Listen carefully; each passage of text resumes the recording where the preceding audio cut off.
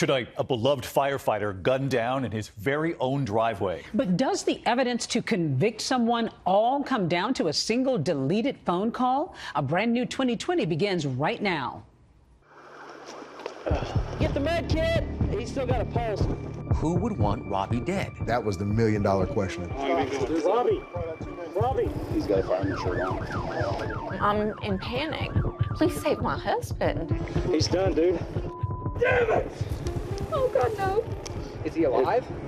No, he's not. Oh, my God. Robbie Doerr pulls into this driveway. He's ambushed and gunned down. So that's the last image they got, is Robbie laying there dead on the sidewalk.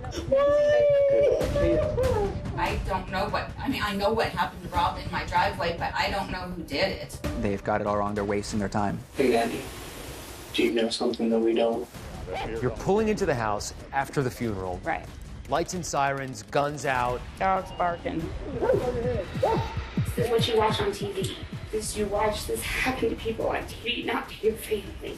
Is that a normal thing around here, that people delete phone calls and messages unless you have something to hide? Exactly. And just when you thought you heard the most shocking part, there was another part coming.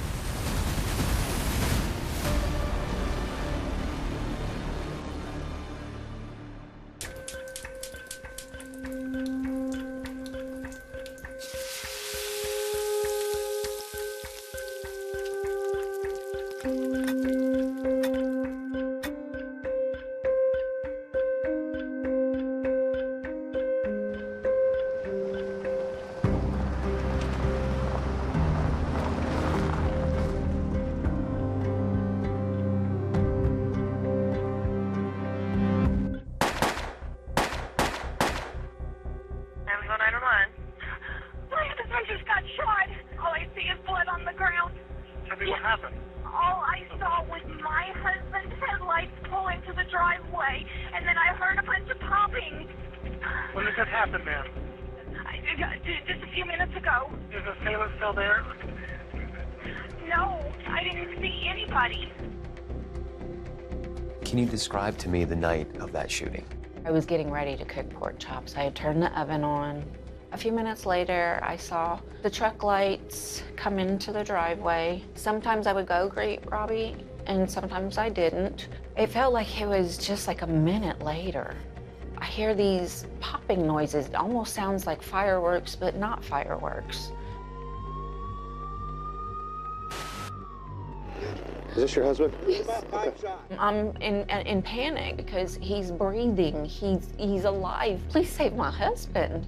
Yeah, his name is Robert Doerr. He's a firefighter.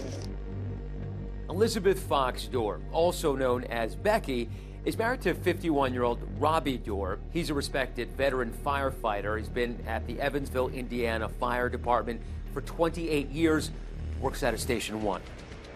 I'm up here at the intersection of Colorado and Oakley. The body camera footage from the scene is unfolding in real time, and it's particularly raw and graphic. Get the med kit. He's still got a pulse. Gosh. He's starting compressions now. Stay with me, stay with me. Heart's still pumping. Some of Robbie's fellow firefighters arrive at the scene, and they're unaware of what they're walking into. What the f***? I just realized who it is. Robbie! Robbie! Connect electrode. Just flush it. And some cannot contain their anguish. Robbie! Robbie! He's done, dude. Damn it! Oh, God, no. Oh. Damn it! Does he know him? I assume it's a small department, man. He's got a fireman shirt on. Robbie's colleagues, in utter disbelief, are trying to collect themselves. Let's get them up out of here. Hey, man, let's go back this way. Come on. Let's go back. I know, man. I don't want to be rude or disrespectful, but we got to get the fire out of here because that's one of theirs. Evansville police are investigating a deadly shooting. One person was shot and killed here tonight, and police still looking for a suspect. Normally, the media will stage in a certain area. Police officers will chat with us, will tell us a little bit about what's going on. That didn't happen that night, so I knew that this was a big deal. Police say that just after 7 o'clock tonight, they had several calls come in reporting shots fired. They do know who the victim is, but they are not releasing his name just yet. We were just hearing that night that it was a firefighter, and by the amount of firefighters showing up to the scene, kind of confirmed to us This is a first responder. Becky calls her oldest son, Nathan, to come and be by her side. It's my dad. I need to get down there. I understand. You're not going through this crime scene. Okay, well then get my mother down here. Her name is Elizabeth Doerr. Nathan is allowed on the scene, and he calls Becky's youngest son, Taylor, who then was 21, and is living at the house. He was spam texting me, spam calling me, and he was like, you need to get home, and now Rob's been shot. I was like, is he okay? He was like, I don't know, Taylor, get home. Where's my mom? I was probably there like within like a minute or two. I flew down the road. Really didn't feel right. Like I was stunned, I feel like, the whole time. Follow me. Okay, let's go. And we walked up to the house. Still, everything's being investigated. Is he alive? No, he's not. Oh my God. The first thing I did was I called out my mom's name, and I ran over to her, and we just started crying together.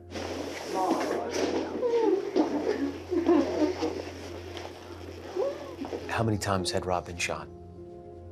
At that point, I did not know. But I imagine it was a pretty messy scene.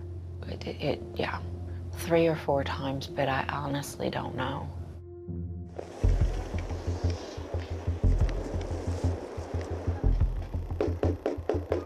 Can I get your name real quick? The first thing you get to a scene, you want to talk to some witness who possibly saw it, and you do a canvass of the area as well. You said you heard about 6 to 8 shots? Yeah.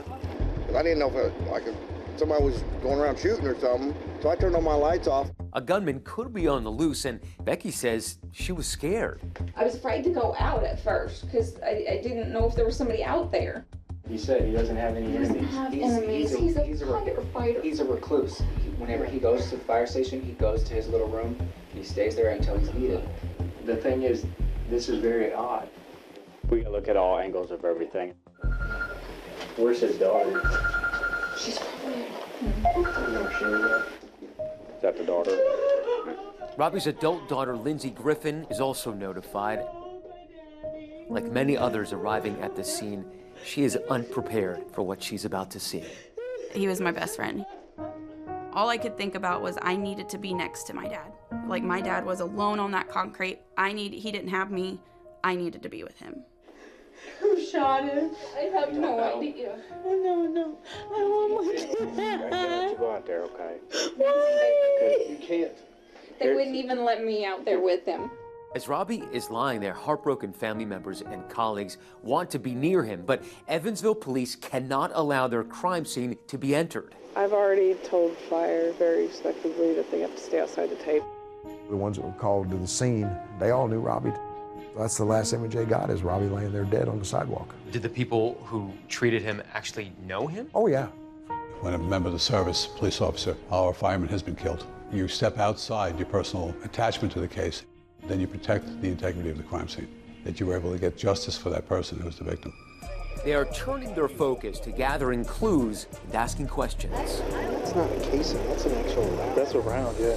The crime scene was very chaotic. We found no shell casings. Right away, there weren't any real solid leads. I want to say I'm very, very little. Robbie's lived in his town his whole life. He's a firefighter for nearly 30 years. Who would want Robbie dead? That was the million-dollar question.